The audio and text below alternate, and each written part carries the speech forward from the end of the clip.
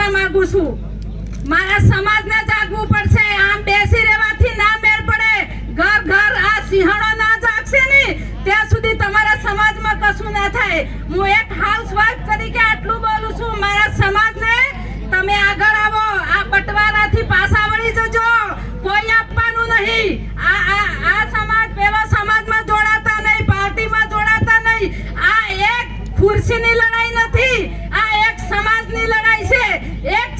સમાજ એક ના થાય ત્યાં સુધી તમે કશું ના કરી શકો.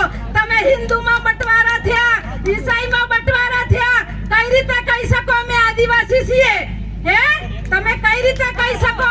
તમારું કોલમ છે, તમે હિન્દુ તમે આદિવાસી છીએ એવું કોલમ છે? બોલો બોલો, છે કોલમ? બધા કે છે આદિવાસી કોલમ છે? કોલમ તમે કઈ રીતે કહી શકો અમે આદિવાસી છીએ? હે, તમે સમજો તમારું કોલમ નથી. 1951 થી લડત ચાલે છે. કોણ લડત? આપણા આદિવાસીઓ લડત કરે. સરકાર કોની? ભાજપની સરકાર. ચોખ્ખું કહું છું, એ આદિવાસી કોલમ આમ નહીં મળતું. આપણને ખબર પડી એટલે સમજી લેજો અને સુધરી જજો અને સમાજને હાથે લઈ લેજો.